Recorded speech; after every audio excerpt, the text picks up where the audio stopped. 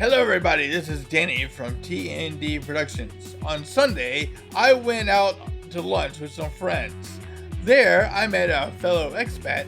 His name was John.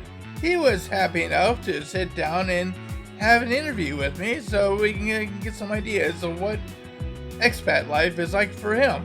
So if you like this, please remember to like, share, and subscribe. Also, don't forget to hit that bell icon to be updated when something new happens. So, let's see what John has to say.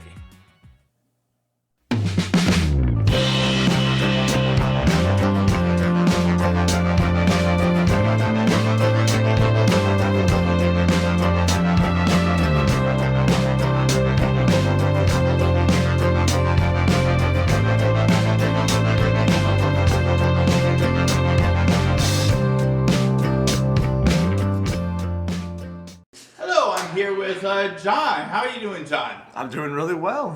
All right, John. So you have been in Korea. How long have you been in Korea for? About 2 years and 9 months now. Yeah, where are you from? I'm from near Chicago. Yeah, not in Chicago, but a farm town outside Chicago. Oh, like one of the suburbs. Yeah. Oh, okay. And what are you doing here in Korea? I'm an English teacher for kindergarten students and elementary kids. Must be a pretty nice job, huh? Yeah, I'd say it's been a very good experience learning. I came here wanting to learn more about teaching in general, and it's been a good opportunity for that. And so it's been a good opportunity to get to see another country. So. Oh, okay. Yeah. And you've been here for how long? 2 years? Yep. Almost coming up on 3 years now. In 3 years. February. And has your opinion changed about USA since you've been gone? Absolutely, yeah. In what way? I've noticed, so Korea is, so I think about the size of Korea, it's like South Korea is a little smaller in size than the state of Illinois. But like the state of Illinois has about like 13 million people living in it, and South Korea was like 50 million people living in it. And it's just, it kind of blows my mind to think about how a country like South Korea has such variety of political opinions and culture all within this area, and so much history all within this area. And you look at Illinois and how it's like 13 million people and it's about the same size, and it has its own culture and identity that is separate from the states around it. But it's like, it kind of leads me to this question of like, how do we expect our federal government to function cohesively when we have such differing cultures and ideas between our states? Like, I can't expect the state of Illinois and the state of Montana to have the same needs and such. And I know that like the U.S. system is also designed to accommodate that with like the federal versus the state. But it seems like, especially in light of like recent issues, it's probably like, it's pushed like the most right-leaning view I have is like that. It seems more like we need to be viewed more as like states rather than like a federal whole at times. But that's like the rightmost view I have in that regard. Otherwise, like coming here as well, like public transportation, amazing. My hometown has been like, it's small, it's a farm town, it has its good qualities, but then like getting out to do things was just difficult because you need to have a vehicle. So, sorry if you had a question. Like, typically going to bars and or going to nightlife. Oh yeah, I was gonna say if nightlife was there was 3 bars I think to go to if you wanted like the nightlife of the town. Yeah, it was that. It was if you wanted to do anything nearby, it was a bar, or if you had friends that were close enough to you that you could walk to or ride your bike to, that. Right. Otherwise it was very just limited in its public assets. There was like a library, there was the school, there was I don't even want to say a community center, but there was a church, and you only had so many options to really go and explore things. Not much public transportation there. Yeah, not much public access to a variety of things. Yeah, that would be the best way I can say it. Yeah. Mm-hmm. And so being here, we're like, I can hop on a train and go 40 minutes easily across town and be at a new meeting. Or I should say even close to that, I can walk down the street and there's a library.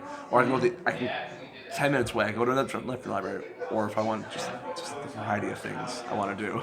Well, we're in a big city, so things like that you should really expect. Absolutely. But it's like that even in a small town. You can easily go to a train station and get anywhere in Korea. Yeah, yeah, exactly. Like you can. There's no the limitation. It doesn't feel like there's a limitation to where you can go. Right. Yeah, that's what I was trying to convey. Yeah. Yeah, I understand. Uh, how about the political atmosphere? How's that changed? How's your opinion with the whole, there's, Been America is pretty. pretty polarized now. Yeah, and It's probably polarizing since you left what, 2 years ago. That's probably what started polarization. I think maybe it started with COVID. Maybe. that's the only way. I feel like that's a question. I feel is so hard that I have my views on it. I mean, it feels like it would have been before that, and I should say I grew up in a very conservative household where it feels like some of those ideas have been at play for a long time, and then in different ways it's been coming to a head after a long time. So, and like I'm not an expert on any of this, and I don't know like specific details, but it just seems like this has been the long running course that has been in place for like some decades now. But yeah. I mean, as far as my political views, I feel like mine were pretty well set post high school of like what I do. I'm very leftist. I'm very pro social. Like, I think what makes the people stronger will make everyone stronger. I mean, that's the people. We are everyone, and if we are not taking care of them, then we are hurting that opportunity we have to grow. Simply put, and I just held that. Yeah, I've held that view since I was since I post high school, and it really hasn't. How to say like it really it has not strengthened or waned since coming here, since it's been pretty consistent. But yeah, I will say it has been good.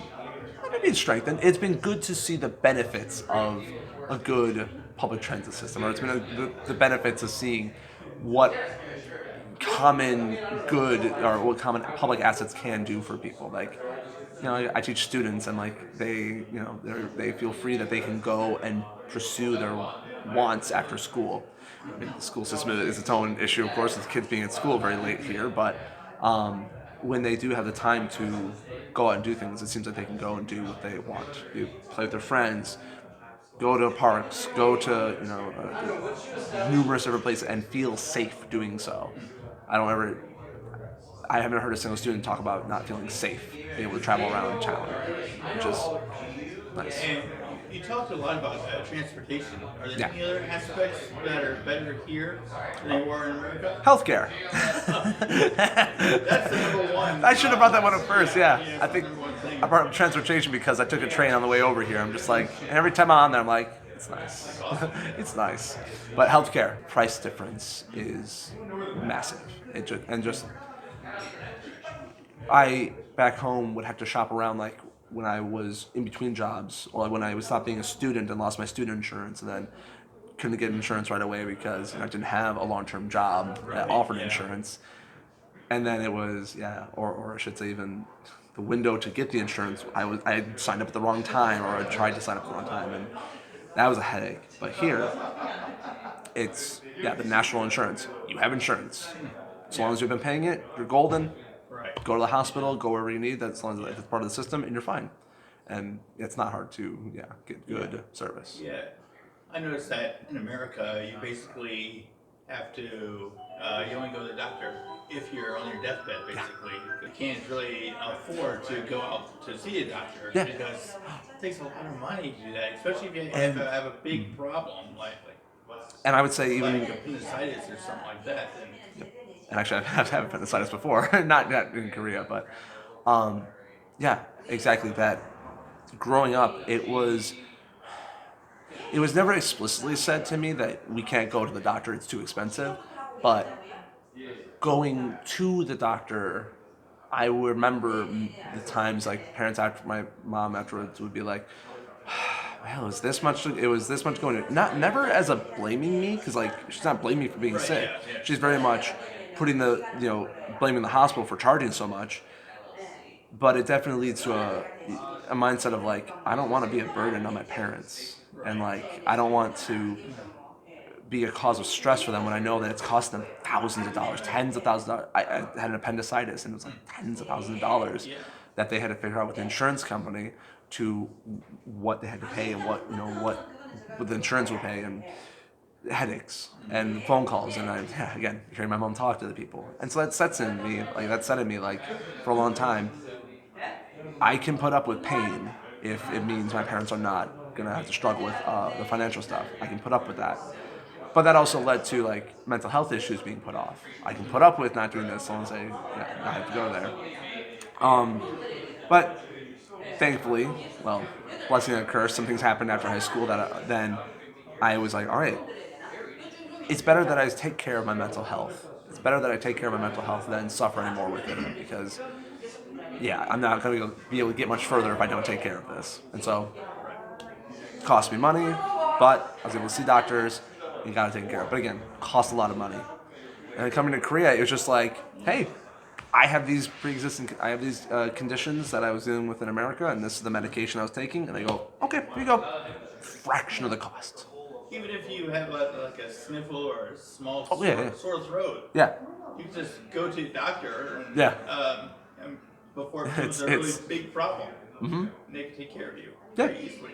Absolutely. It's not going to cost you much out of your pocket.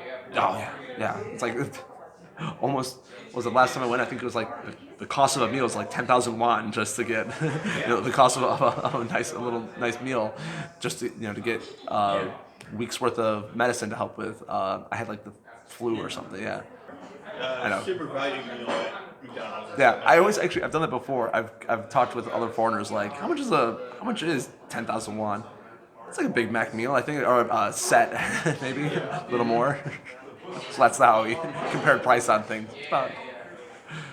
Okay, John, I think that's all the questions. Anything you want to add? So I'd say I only have a little bit of experience in my belt, like coming up on 3 years, and I know that's kind of nothing in the long term of things, but I'd say so far, like the experience I've had has been really, really wonderful here in Korea. I am looking to stay here much longer term, possibly lifelong. But I mean, that's things, paths I'm figuring out. But I would say, if you are interested in coming here, it's well worth it. It's well worth it. Okay.